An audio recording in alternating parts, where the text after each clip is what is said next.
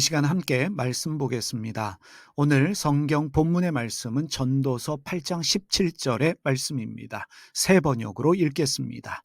하나님이 하시는 모든 일을 두고서 나는 깨달은 바가 있다. 그것은 아무도 이 세상에서 이루어지는 일을 이해할 수 없다는 것이다.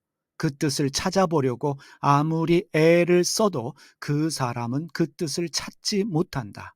혹 지혜 있는 사람이 안다고 주장할지도 모르지만 그 사람도 정말 그 뜻을 알 수는 없는 것이다. 오늘 알 수 없습니다 라는 말씀의 제목 가지고 함께 말씀 나누겠습니다. 예수님께서는 참새 한 마리도 하나님의 허락 없이는 땅에 떨어지지 않는다 말씀하셨습니다. 궁극적으로 성경은 세상의 모든 일이 하나님이 허락하셨기 때문에 생겨나는 일이라고 말하고 있습니다. 그렇다면 우리에게 생겨나는 모든 일은, 그리고 세상에 벌어지는 모든 일은 하나님께서 허락하셨기 때문에 생겨나는 일들입니다. 좋은 일도 하나님이 허락하신 일입니다. 하지만 가난과 기근, 전쟁과 자연재해와 같은 나쁜 일도 하나님이 허락하신 일이라고 우리가 이해할 수 있습니다. 하나님께서는 사람이 감당하지 못하는 시험은 허락하지 않는다 성경이 말씀하고 있지만, 세월호, 이태원, 무한공항 참사와 같이 사람이 감당하기 힘든 어려운 일도 우리가 많이 목격하게 됩니다. 그럴 때마다 우리는 질문할 수밖에 없습니다. 하나님은 왜 사람에게 어려운 일들을 허락하시는가? 이러한 고민에 대하여 전도서는 말하고 있습니다. 아무리 똑똑한 사람도 이 세상에서 이루어지는 일들을 이해할 수가 없다. 아무리 애를 써도 그 뜻을 찾을 수가 없다. 전도서가 말하고 있습니다. 자신에게 생겨난 고통스러운 일이 하나님이 허락하신 일이고, 그리고 자신에게 고통을 허락하신 하나님의 뜻이 무엇인가, 그것을 안 사람이 있습니다. 바로 창세기에 등장하는 요셉입니다. 요셉은 형들에게 미움을 사서 구덩이에 갇히고 팔려서 노예가 되었습니다. 죄수가 되었습니다. 결국에는 이집트의 국무총리가 되었습니다. 나중에 요셉은 자신을 노예로 팔았던 형제들을 만나서 모든 일은 하나님이 하신 일이라고 고백합니다. 그런데 여러분, 요셉 같은 경우에는 자신이 국무총리가 되었기 때문에 자신에게 고통을 허락하신 하나님의 뜻을 깨달아 알았습니다. 우리는 알고 있습니다. 고통을 당하는 모든 사람이 국무총리가 되는 것이 아닙니다. 어떤 사람은 고통이 고통으로 끝나는 경우도 많이 있습니다. 그래서 우리는 질문합니다. 하나님은 왜 사람에게 이해할 수 없는, 감당할 수 없는 어려움을 허락하시는가? 구약 성경에서 감당할 수 없는 어려움을 당한 대표적 인물이 요셉이라면 신약에서는 바울입니다. 바울에게는 사탄의 가시라고 말하는 고통이 있었습니다. 일반적으로 그가 말하는 사탄의 가시를 간질, 즉 뇌전증으로 이해하고 있습니다. 바울은 그러한 고통이 사라지기를 주님께 구했지만 그의 고통은 해결되지 않았습니다. 하나님은 그대로 내버려 두셨습니다. 하지만 바울도 자신에게 왜 그러한 고통이 허락되었는지 그 이유를 알았습니다. 주님께서 그에게 말씀해 주셨기 때문입니다. 고린도후서 12장 9절 말씀을 읽어보겠습니다. 내게 이르시기를 내 은혜가 내게 족하도다. 이는 내 능력이 약한 데서 온전하여 짐이라 하신지라. 이러므로 도리어 크게 기뻐함으로 나의 여러 약한 것들에 대하여 자랑하리니 이는 그리스도의 능력으로 내게 머물게 하려 함이라.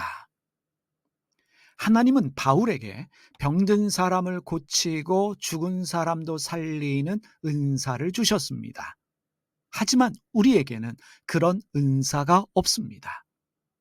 하나님은 바울로 하여금 교만하지 말라고 사탄의 가시를 허락하셨습니다.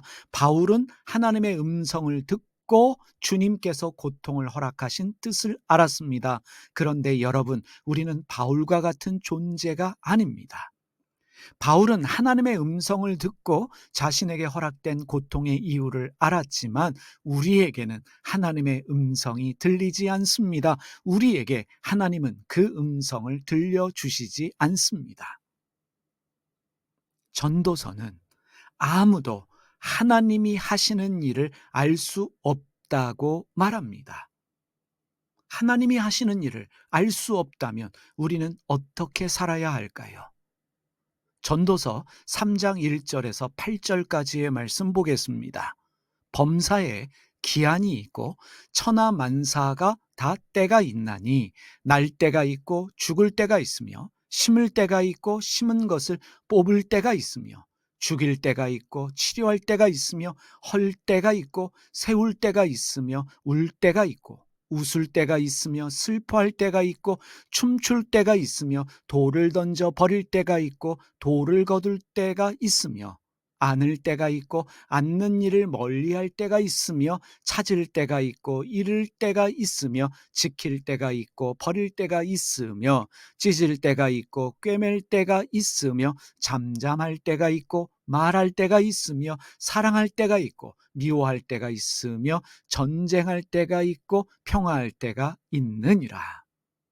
우리의 삶에 대하여 너무도 상세하게 자세히 기록하고 있는 말씀입니다. 이 말씀에서 우리가 중요하게 살펴볼 단어가 있습니다. 바로 기한과 때이라는 단어입니다. 범사에 기한이 있습니다. 천하만사가 다 때가 있습니다. 먼저 기한으로 번역되어진 히브리어 단어 제만을 살펴보겠습니다. 기한으로 번역되어진 히브리어 단어 제만은 개인의 삶에 주어진 소명을 위한 시간, 즉 어떤 일을 시도하고 달성해야 할 시간을 말합니다. 천하만사가 다 때가 있다고 말하고 있습니다. 때로 번역된 히브리어 단어는 에트입니다. 때로 번역되어진 히브리어 단어 에트는 사계전의 변화와 같은 우주와 자연에 정해진 순환 주기를 말합니다. 그런데 제만과 에트는 모두 하나님이 인간을 위해 준비하고 정한 시간을 말합니다. 또 한 가지 중요한 사실이 있습니다. 고대 히브리어에는 우리가 일상적으로 말하는 시간을 뜻하는 단어가 존재하지 않습니다. 반대로 그리스 사람들은 일상적인 시간을 크로노스로, 그리고 하나님이 인간을 위해 정해놓은 시간을 카이로스로 구분하여 설명합니다. 그러나 구약 성경을 기록한 히브리어에는 이 크로노스, 일상적인 시간을 말하는 단어가 없다는 것입니다. 전도서는 세상의 모든 일의 발생을 때로 하나님이 정해놓은 순환 주기인 에트로 설명하고 있습니다. 왜 그러한 일들이 생기는지 알 수는 없지만 모든 일은 하나님이 정해진 순서에 따라 순환하고 있다라고 말하고 있습니다. 에트는 인간의 노력으로 바꿀 수 있는 시간이 아닙니다. 사계절이 우주의 공전과 자전이 인간의 노력으로 바뀌지 않습니다. 인간에게 다가오는 때, 이 에트는 인간의 노력과 열심으로 바뀌지 않는다라는 것을 전도서가 말하고 있습니다. 전도서는 말합니다. 울 때도 있지만 웃을 때도 있다. 사랑할 때도 있지만 미워할 때도 있다라고 말합니다. 이 모든 것들이 정해진 순서에 따라 움직이고 있다는 것입니다. 두 가지의 중요한 뜻을 설명해 보겠습니다. 첫 번째는 울고 웃는 것이 내 노력과 열심으로 만들어지는 때가 아니라는 것입니다. 에트, 하나님이 정해놓은 순환 주기에 따라 생겨나는 일들이라는 것입니다. 내 노력과 열심으로 웃을 수 있는 것도 울 수 있는 것도 아니라는 것입니다. 인생은 내 노력의 결과물이 아닙니다. 두 번째는 이것입니다. 웃는다고 자만하지 말고 울 때가 올 수도 있다는 것을 기억하고 가난한 마음으로 겸손하게 살아야 한다라는 것을 말하고 있습니다. 반대로 우는 상황이 되었을 때 자책하지 말고 포기하지 말고 절망하지 말고 웃을 날도 올 것이다 라는 믿음으로 기다리고 소망하라 라고 말하고 있습니다. 우리는 일이 뜻대로 풀리지 않고 예상하지 못한 어떤 사고를 당할 때 우리 자신을 자책하는 경향이 있습니다. 물론 자신을 돌아보는 일도 필요합니다. 하지만 너무 자책하지 말아야 합니다. 하나님이 허락하신 때 에트입니다. 왜 허락하셨는지 우리는 알 수 없습니다.